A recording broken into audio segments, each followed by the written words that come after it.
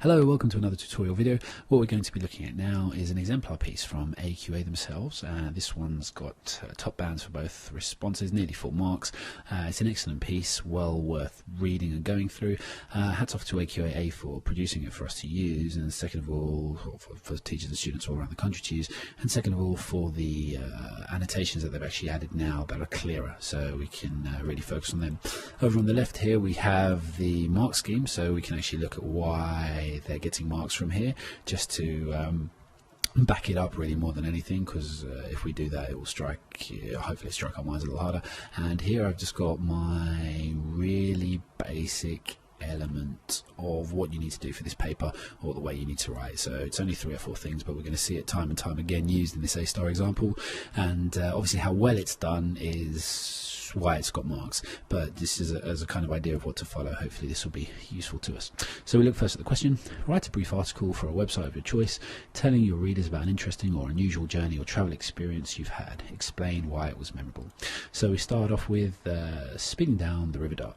The route is quite simple. The man at the rental told us, just enjoy. So it's a really good opening start, because it's not what we were expecting. It doesn't start with the most favourite time or the most favourite holiday I ever had was. It starts with a quotation from the man who actually gave them the boat, and this is interesting because it starts with so it starts here with dialogue, so organisation of ideas.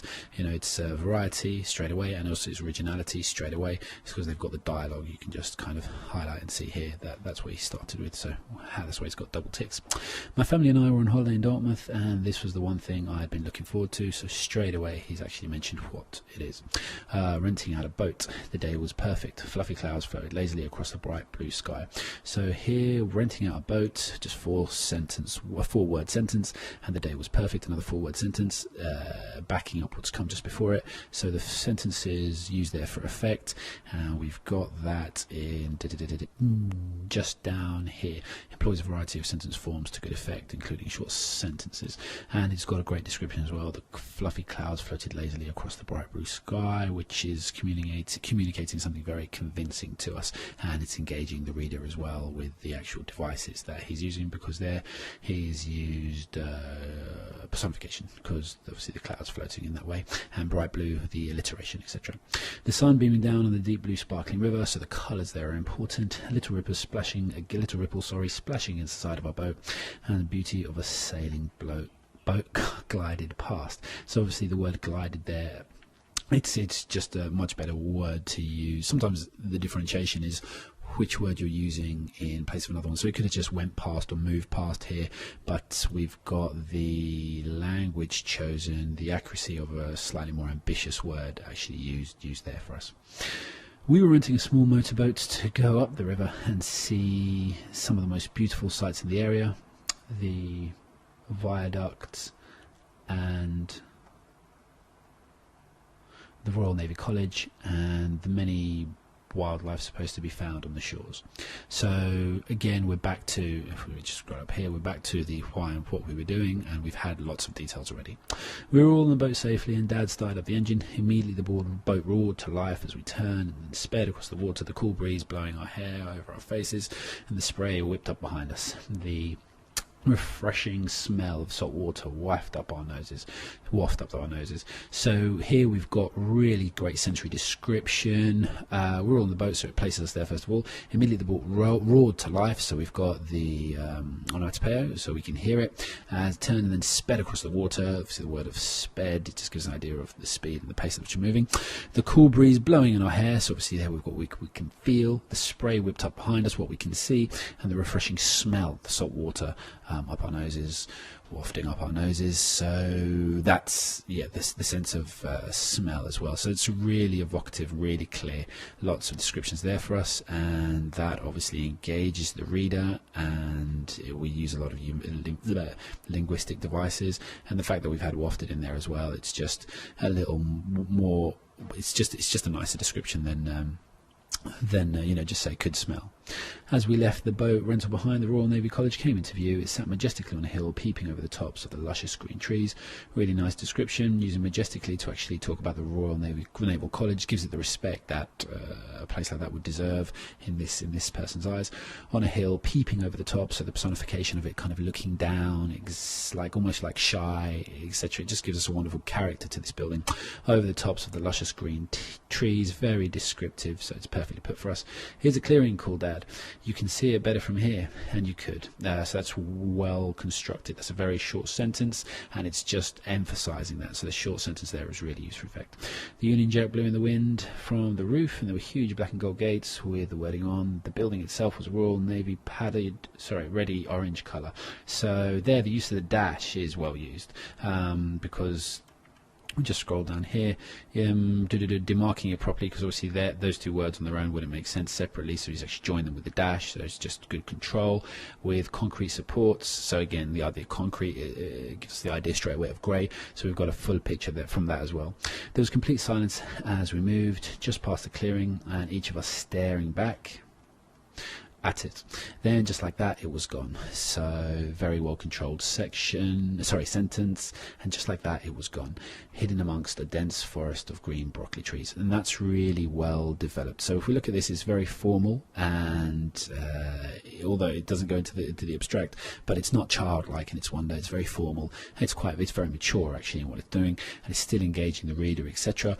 And it's got great control throughout. Just adding that bit there really makes a big difference. Wow, I whispered. So using the term there, well, I wouldn't say wow. I suppose wow is almost, it's not slang or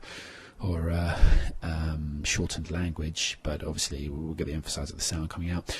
I whispered, it's also beautiful. Again, we remained in silence, just the noise of the engine working quietly in the background. So that's a really well linked paragraph. We're using the wow there to start us off, and using again to emphasize that. And again, yeah, the examiner's marked that it's memorable here, and the examiners really like this description across there, because that, I presume, because of this description of the colour of the trees, just bringing to mind another colour through a different vegetable, a different shade of green. It makes it very clear for us. We came to a place full of weeds where a family of ducks were sitting. I spotted something. A brown creature sat poking his whiskers out the reeds. As quick as a flash, he turned and darted beneath the surface. I mimed to everyone to be quiet. So it's really it's really clear description, miming to everyone there. It's not like I made out to everyone to be quiet, or I told everyone to be quiet. Here, miming it, just again, it invites us to look at the scene rather than to hear it. So it creates a great image in our minds. So just to go back again, he keeps mentioning what's going on and why and how he's doing it, and then the details. So I mimed to everyone to be quiet as Dan turned the engine off. What was going on? We sat there for a few moments before, and then used ellipsis here. Yes, the otter popped his head up cautiously. So again, good description, using the detail of cautiously to actually give life to that character. We didn't move a muscle. Again, that's ticked, very well used sentence, just to kind of punctuate everything that's come before it and show the state of amazement that they're all in, and that completely justifies, along with everything else, the actual premise that was asked for at the beginning.